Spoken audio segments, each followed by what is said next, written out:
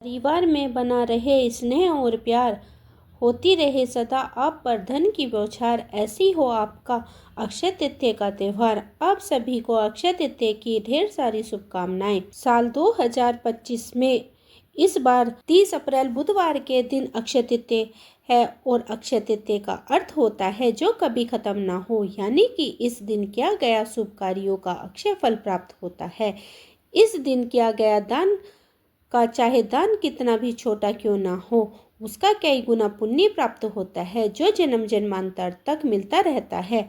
हर साल वैशाख मास के शुक्ल पक्ष की तृतीय तिथि को अक्षय तृतीया का पर्व मनाया जाता है। इस दिन होने वाले कार्य मनुष्य के जीवन को कभी न खत्म होने वाले शुभ फल प्रदान करते हैं।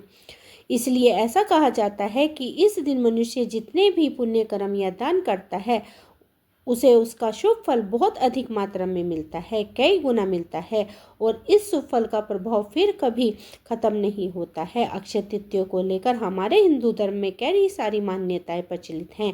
इनमें से पहली मान्यता के अनुसार इस दिन भगवान विष्णु ने छठे रूप में अर्थात भगवान परशुराम के रूप में धरती पर अवतार लिया था, इसलिए इस दिन को भगवान परशुराम के प्रकट दिवस के रूप में भी मनाया जाता है। दूसरी मान्यता के अनुसार त्रेता युग के आरंभ होने पर धरती की जो सबसे पावन सबसे पवित्र पुण्यदायी मानी जाती है माँ गंगा नदी इस दिन स्वर्गलोक से धरती पर आई थी और गंगा नदी को राजा भगीरथ लेकर आए थे। इस पवित्र नदी के धरती पर आने से आज के दिन की जो पवित्रता है और शुभता है वो और अधिक बढ़ जाती है। इसलिए अक्षय तृतीया के दिन पवित्र गंगा नदी में डुबकी लगाने से मनुष्य के सारे पाप नष्ट हो जाते हैं। और एक और मान्यता के अनुसार आज के दिन महर्षि वेद व्यास जी ने महाभारत लिखना आरंभ किया था और इसी दिन महाभारत के धर्मराज युधिष्ठिर को अक्षय पात्र की प्राप्ति हुई थी। इस अक्षय पात्र की विशेषता यह थी कि इसमें से कभी भोजन समाप्त नहीं होता था और इस पात्र के द्वारा धर्मराज युधिष्ठिर ने अपने राज्य के निर्धन और भूखे लोगों को भोजन देकर उनकी सहायता की थी। इसके अलावा जब पांडव वन में रहकर वनवास काट रहे थे तब उस समय भी उनके आश्रम में आने वाले ऋषि महर्षि हो या जो कोई भी आदर सत्कार किया जाता था, जो उनके लिए भोजन की व्यवस्था की थी वह इसी अक्षय पात्र से की जाती थी। ऐसी मान्यता है कि इस अक्षय पात्र भगवान श्री कृष्ण ने द्रौपदी को दिया था। तो है ना अक्षय तृतीया का हमारे हिंदू धर्म में विशेष महत्व। ऐसा ही एक और मान्यता के अनुसार अक्षय तृतीया के दिन भगवान कृष्ण के करीब भगवान कृष्ण के निर्धन मित्र सुदामा जो अपने बचपन के सखा थे भगवान कृष्ण से मिलने के लिए पहुंचे, तब सुदामा जी के पास कृष्ण को देने के लिए सिर्फ 4 चावल के दाने ही थे। वही सुदामा जी ने भगवान कृष्ण के चरणों में वे अर्पित कर दिए, परंतु अपने मित्र और सबके हृदय के जाने वाले अंतर्यामी भगवान सुदामा मधुसूदन सब कुछ समझ गए और उन्होंने सुदामा की गरीबी को दूर करते हुए उसकी झोपड़ी को महल में बदल दिया और उन्होंने सब प्रकार की सुविधाओं से संपन्न बना दिया। तब से मान्यता है कि अक्षय तृतीया पर किया गया दान का महत्व और भी अधिक बढ़ जाता है। अक्षय तृतीया के दिन भगवान विष्णु और महालक्ष्मी जी के साथ साथ कुबेर देवता की भी पूजा की जाती है और इस दिन आप अपनी सामर्थ्य के अनुसार कुछ न कुछ दान अवश्य करें, चाहे आप धन का, अन्न का, वस्त्र का, घी, शक्कर, गुड़ का दान आज के दिन आप किसी भी योग्य ब्राह्मण को कर अवश्य दे सकते हैं। वैसे तो बहुत सारे लोग अक्षय तृतीया के दिन उपवास भी रखते हैं और इस दिन अनबुझ मुहूर्त रहता है। इससे आप किसी भी नए कार्य की शुरुआत किसी भी समय पर कर सकते हैं और 33 जो मुहूर्त पड़ते हैं पूरे साल भर में अनबुझ मुहूर्त कहलाते हैं, जिनमें आप पूरे दिन कभी भी कोई भी कार्य कर सकते हैं। आपको पंचांग देखने की आवश्यकता नहीं होती। ऐसे में अक्षय तृतीया के दिन इस दिन 3.5 अबुझ मुहूर्त में से एक माना जाता है। तो आज के दिन जो लोग केवल पूजा पाठ करते हैं उन्हें भी व्रत की कथा पढ़नी या सुननी चाहिए। इसका भी कई गुना पुण्य फल मिलता है और जो इस कथा को दूसरों को सुनाता है उसे भी इस कथा के कई गुना पुण्य प्राप्त होता है और भगवान विष्णु और माँ लक्ष्मी जी के आशीर्वाद से उसके घर में सदा बरकत बनी रहती है, सदा धन धान्य से भंडार भरे रहते हैं। तो पौराणिक कथा के अनुसार बहुत समय पहले की बात है। धर्मदास अपने परिवार के साथ एक छोटे से गांव में रहता था। वह बहुत ही गरीब था और हमेशा अपने परिवार के भरण पोषण के लिए परेशान रहता था। अब उसके परिवार में बहुत सारे सदस्य थे। धर्मदास बहुत ही धार्मिक प्रवृत्ति का व्यक्ति था। एक बार उसने अक्षय तृतीया का व्रत करने का सोचा, क्योंकि रोजी रोटी का बड़ा संकट था। परिवार में कई सारे सदस्य थे, तो वे सभी किसी प्रकार से उन सभी का पेट भर पाता था। तो एक बार जब उसने अक्षय तृतीया का व्रत करने का सोचा, तो अक्षय तृतीया के दिन वह सुबह जल्दी ब्रह्म मुहूर्त में उठा और उसने गंगा नदी में स्नान किया। फिर विधि पूर्वक भगवान विष्णु की पूजा अर्चना और आरती की। इसके बाद उसने अपनी सामर्थ्य के अनुसार जल से भरे हुए घड़े, पंखे, जौ, सत्तू, चावल, नमक, गेहूं, गुड़, घी, दही, सोना तथा वस्त्र आदि वस्तुएं भगवान के चरणों में रखकर ब्राह्मणों को अर्पित कर दी।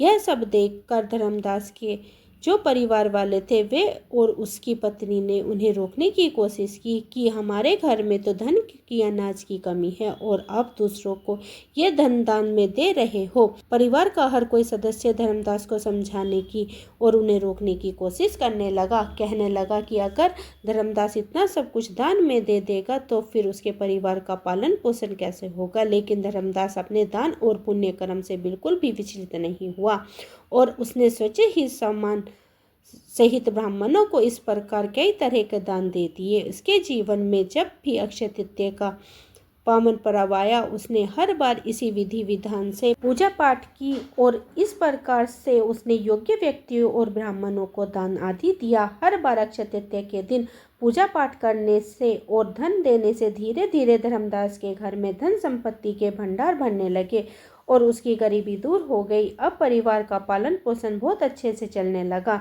लेकिन फिर भी धर्मदास ने हर बार विधि विधान से पूजा पाठ करना और अक्षय तृतीया के दिन दान देना बंद नहीं किया। और फिर इस जन्म के पुण्य के प्रभाव से धर्मदास ने अगले जन्म में राजा कुशावती के रूप में जन्म लिया। कुशावती राजा बहुत ही प्रतापी राजा थे। उनके राज्य में सभी प्रकार के सुख, धन, सोना, हीरे, जवाहरात, संपत्ति, किसी भी प्रकार की कोई कमी नहीं थी और उनके राज्य में प्रजा भी बहुत सुखी थी और अपने राजा को वह प्रजा द्वारा प्यार करती थी। अक्षय तृतीया की पुण्य प्रभाव से राजा को अगले जन्म में भी वैभव और ऐश्वर्य, यश की प्राप्ति हुई, लेकिन वह कभी भी लालच के वश में नहीं हुए और ना ही अपने सत्कर्म के मार्ग से विचलित हुए। इस प्रकार उन्होंने सदा अक्षय तृतीया का पुण्य प्रताप होता रहा। जैसे भगवान ने धर्मदास पर अपनी कृपा की, वैसे ही जो भी व्यक्ति अक्षय तृतीया के दिन इस पावन कथा को सुनता है या दूसरों को सुनाता है और विधि विधान से पूजा और दान आदि करता है, उसे अक्षय पुण्य और यश की प्राप्ति होती है। अब सुनिए भगवान विष्णु के नर और नारायण अवतार की कथा। भगवान ब्रह्मा जी के पुत्र धर्म की पत्नी रुचि के माध्यम से श्री हरि विष्णु ने नर और नारायण नाम से 2 ऋषियों के रूप में अवतार लिया। जन्म लेते ही वे बद्री वन में तपस्या करने के लिए चले गए। उसी बद्री वन में आज बद्री आश्रम बना हुआ है। वहीं पर नर और नारायण नामक 2 पहाड़ हैं। वहीं पास में केदारनाथ का पवित्र शिवलिंग है, जिसे नर और नारायण ने ही मिलकर स्थापित किया है। नर और नारायण की तपस्या से ही संसार में सुख और शांति का विस्तार हुआ है। आज भी केदारनाथ और बद्री आश्रम में भगवान नर नारायण निरंतर तपस्या में रत रहते हैं। इन्होंने ही द्वापर में श्री कृष्ण और अर्जुन के रूप में अवतार लीला रची थी। एक बार नर और नारायण भगवान की तपस्या को देखकर देवराज इंद्र ने सोचा कि यह तप के द्वारा मेरा इंद्रासन छीनना चाहते हैं। ऐसा सोचकर इंद्र ने उनकी तपस्या को भंग करने के लिए कामदेव, वसंत और अप्सराओं को भेजा। उन्होंने जाकर भगवान नर नारायण को अपनी तरह के कलाओं के द्वारा तपस्या भंग करने का प्रयास किया, किंतु उसके ऊपर कामदेव और उसके सहयोगियों का कोई भी प्रभाव नहीं हुआ। कामदेव, वसंत और अप्सराएं श्राप के भय से थरथर कांपने लगे। तब उनकी यह दशा देखकर भगवान नर और नारायण ने कहा, तुम लोग डरो मत, हम प्रेम और प्रसन्नता से तुम लोगों का स्वागत करते हैं। भगवान नर और नारायण के अभय देने वाली वाणी को सुनकर अपने सहयोगियों के साथ अत्यंत लज्जित हुआ। उसने भगवान नर और नारायण को स्तुति करते हुए कहा, प्रभु आप निर्विकार परम तत्व हैं। बड़े बड़े आत्मज्ञानी पुरुष आपके चरण कमलों की सेवा में के प्रभाव से काम विजय हो जाते हैं। हमारे ऊपर आप सदा अपनी कृपा दृष्टि बनाए रखिए। हमारी आपसे यही प्रार्थना है। आप देवादिदेव श्री विष्णु हैं, आपको हमारा बार बार प्रणाम है। कामदेव की ऐसी स्तुति सुनकर भगवान नर और नारायण प्रसन्न हुए और उन्होंने अपनी योग्य माया के द्वारा एक अद्भुत लीला दिखाई। सब लोगों ने देखा कि सुंदर सुंदर नारियां नर और नारायण भगवान की सेवा में लीन हैं। नर और नारायण भगवान ने कहा कि तुम इन स्त्रियों में से किसी एक को मांगकर स्वर्ग में ले जा सकते हो। वह स्वर्ग में के लिए आभूषण स्वरूप होगी। उनकी आज्ञा मानकर कामदेव ने अप्सराओं में सर्वश्रेष्ठ अप्सरा उर्वशी को लेकर स्वर्ग के लिए प्रस्थान किया। उसने फिर देव सभा में जाकर भगवान नर और नारायण की अतुल्य महिमा के बारे में सबसे कहा, जिसे सुनकर देवराज इंद्र आश्चर्यचकित और भयभीत हो गए। देवराज को श्री नर और नारायण के प्रति अपनी दुर्भावना और अपना दुष्कृति पर बहुत पश्चाताप हुआ। महाभारत के अनुसार केदारनाथ में दो भाइयों ने बहुत तपस्या की, इसलिए यह स्थान दो ऋषियों का स्थान है। दोनों ने केदारनाथ में शिवलिंग और बद्रिकाश्रम में श्री विष्णु भगवान के विग्रह रूप की स्थापना की थी।